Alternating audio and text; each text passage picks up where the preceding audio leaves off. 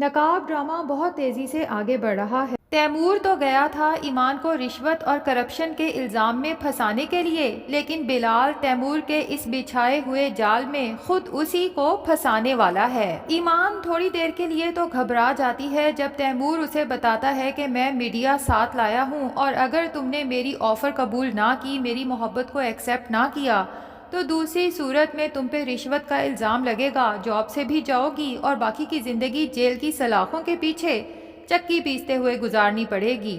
ہاں، دوسری صورت میں اگر تم میری محبت کو قبول کر لو تو یہ دولت کا بیگ تو کچھ بھی نہیں، اس سے زیادہ دولت تمہارے قدموں میں نچھاور کر دوں گا۔ لیکن عین اسی وقت پہ جب بلال کی انٹری ہوتی ہے، پہلے تو تیمور خاصا گھبرا جاتا ہے، لیکن اسے پھر غصہ آتا ہے کہ یہ میرا بنا بنایا کھیل بگاڑنے کہاں سے آن تھمکا۔ بلال کا گریبان پکڑتا ہے، تب بلال تیمور پہ انکشاف کرتا ہے کہ تمہیں کچھ اندازہ ہے آن ڈیوٹی آفیسر کا گریبان پکڑنے پہ تمہیں کتنی لمبی سزا ہو سکتی ہے۔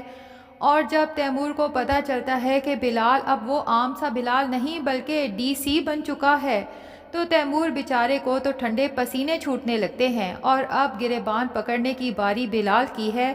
تیمور کو گریبان پکڑ کے وارن کرتا ہے کہ آج کے بعد اگر تم ایمان کے گھر کے یا آفس کے ارد گرد بھی نظر آئے تو اپنی ٹانگوں پہ واپس نہیں جاؤ گے۔ اب تیمور تو وہاں سے گھبرا کے دم دبا کے بھاگ نکلتا ہے اور ایمان تو دل و جان سے بلال کی شکر گزار ہوتی ہے کہ اگر عین وقت پہ بلال میری مدد کے لیے نہ آتا تو تیمور نے تو مجھے بدنام کرنے میں کوئی کسر نہیں چھوڑی تھی۔ اور پھر ایمان کو یاد آتا ہے کہ جب لیلا آفس آئی تھی اپنی طرف سے تو مجھے دھمکا رہی تھی، لیکن اس نے باتوں ہی باتوں میں انکشاف کیا تھا کہ بلال تو گھر آیا تھا تمہاری پاک دامنی کی ضمانت دینے، لیکن تیمور اور احد نے اسے گریبان سے پکڑ کے گھر سے باہر نکال دیا، اسی وجہ سے تو منہ چھپاتا پھر رہا ہے اور دوبارہ گھر آنے کی جرت نہیں ہوئی۔ اس سب کے بعد تو ایمان کے دل میں بلال کے لیے محبت اور عزت ہونا ہی تھی۔ تبھی جب ایمان کے فادر کی ویڈیو کال آتی ہے، وہ تو کافی پریشان ہے کہ پتہ نہیں ایمان کس طرح سے ریئیکٹ کرے گی کہ اس کے منع کرنے کے باوجود ہم نے بلال کو گھر میں بٹھایا اور پھر رشتے کی بات کریں گے تب تو شاید ایمان بہت ہی غصہ کرے۔ لیکن جب وہ رشتے کی بات کرتے ہیں تو ایمان کا ری ایکشن دیکھ کے حیرت میں مبتلا ہو جاتے ہیں جب ایمان کہتی ہے کہ اچھا کیا بابا، آپ نے سوچنے کے لیے وقت مانگا، فوراً ہاں نہیں کی، ورنہ تو بلال پتہ نہیں خود کو کیا سمجھنے لگتے۔ اس پہ ایمان کے ماں باپ حیرت سے پوچھتے ہیں کہ اس کا مطلب یہ ہے تمہیں بلال کے اس رشتے پہ کوئی اعتراض نہیں؟ تو ایمان کہتی ہے آپ ہی بتائیں کہ اعتراض کی کوئی وجہ بنتی ہے؟ ایمان کے ماں باپ تو یہ سن کے بہت خوش ہو جاتے ہیں کیونکہ انہیں تو بلال ہمیشہ سے ہی بہت پسند تھا۔ اب بلال اور ایمان کی شادی کی تیاریاں دھوم دھام سے شروع ہو جاتی ہیں۔ ادھر تیمور پریشانی کے عالم میں گھر پہنچتا ہے اور سوچتا ہے کہ مجھ سے تو ابھی تک ایمان کا اسسٹنٹ کمشنر بننا ہی ہضم نہیں ہو رہا تھا، یہ بلال کب اور کیسے ڈپٹی کمشنر بن گیا؟ اب جب وہ لیلا کو بتاتا ہے تو لیلا کو بھی تھوڑی دیر کے لیے حیرت کا جھٹکا تو ضرور لگتا ہے، لیکن پھر وہ سوچتی ہے کہ مجھے کیا، میں تو تیمور سے محبت کرتی ہوں۔ جبکہ تیمور اپنے شاطر دماغ میں فوراً ہی ایک نیا پلان بنا لیتا ہے کہ اگر لیلا اپنی طلاق کو منسوخ کروا کے بلال کی زندگی میں پھر سے شامل ہو جائے تو میرے لیے ایمان کو حاصل کرنا آسان ہو سکتا ہے۔ تبھی لیلا سے کہتا ہے کہ اگر تم کہو تو میں کسی مولوی سے بات کروں، فتویٰ لوں، اگر یہ طلاق کسی طرح سے منسوخ ہو سکتی ہے، کیونکہ اب تو وہ ڈپٹی کمشنر ہے اور تمہیں تو بلال سے اسی لیے نفرت تھی نا کہ وہ ان پڑھ جاہل تھا اور تمہیں اپنے سوشل سرکل میں اس کو انٹروڈیوس کرواتے ہوئے شرمندگی کا سامنا کرنا پڑتا تھا۔ اب تو وہ اتنی اونچی پوسٹ پہ ہے کہ تم پورے فخر سے اپنے سوشل سرکل میں اس کا انٹروڈکشن کروا سکتی ہو۔ جبکہ لیلا کہتی ہے کہ تمہیں کیا لگتا ہے میں نے بلال کو اس وجہ سے چھوڑا ہے؟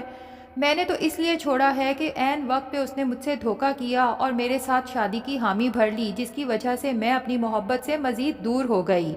اس طرح سے لیلا تیمور پہ انکشاف کر دیتی ہے کہ مجھے تو ہمیشہ سے تم سے محبت تھی اور میں تم سے ہی شادی کرنا چاہتی تھی۔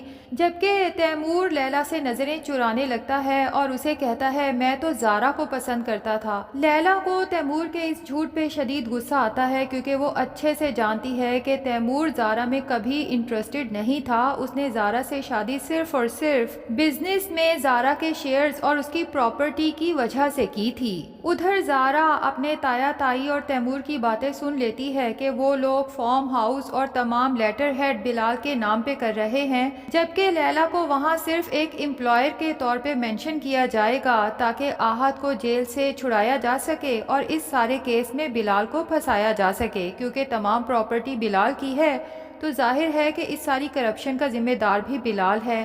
اب زارا کو تو نہیں پتا نا کہ بلال ڈی سی بن چکا ہے، اسے تو اپنے بھائی کی پہلی بار زندگی میں فکر ہوتی ہے کہ پہلے ان لوگوں نے میرے بھائی کو گھر سے نکال دیا اور اب اسے کرپشن کے کیس میں پھنسانا چاہتے ہیں۔ تبھی بلال کے نمبر پہ وائس میسج کرتی ہے کہ بلال تم جہاں ہو وہیں رہنا اور پلیز کبھی بھی کراچی واپس آنے کی کوشش مت کرنا، اور بتا دیتی ہے کہ کس طرح تایا تائی تمہیں تمہارا فارم ہاؤس واپس تمہارے نام پہ کر کے تمہیں کرپشن کے کیس میں پھنسانے کا پلان کر رہے ہیں۔ پلیز میرے بھائی کہیں چھپ جاؤ، ان لوگوں سے کبھی مت ملنا، اور خاص طور پہ تیمور کی تو کسی کال اور میسج کا رپلائی نہ کرنا۔ لیکن بلال کو اچھے سے پتا ہے کہ اس نے ان لوگوں کو انہی کے بچھائے ہوئے جال میں کس طرح سے پھنسانا ہے۔ اب وہ بڑے طریقے سے اپنی تمام پراپرٹی ان لوگوں سے نکلوانے والا ہے۔ فارم ہاؤس تو پہلے ہی یہ لوگ بلال کے نام کر رہے ہیں، جبکہ تیمور جو بلینک چیک دے کے گیا تھا اس پہ بھی بلال اپنی مرضی کی رقم لکھتا ہے، کیونکہ یہ سارا روپیہ پیسہ دراصل بلال کا ہی تھا جس پہ آج تک یہ لوگ ٹھاٹھ کرتے آئے تھے۔ بلال فیصلہ کر لیتا ہے کہ ان لوگوں کو پائی پائی کا محتاج نہ کر دیا تو میرا نام بھی بلال نہیں ہے۔ اپنی بہن کے وائس میسج سے بلال کو اندازہ ہو جاتا ہے کہ زارا اس وقت تکلیف میں ہے۔ ظاہر ہے کہ جس کا شوہر باہر منہ مارتا پھرے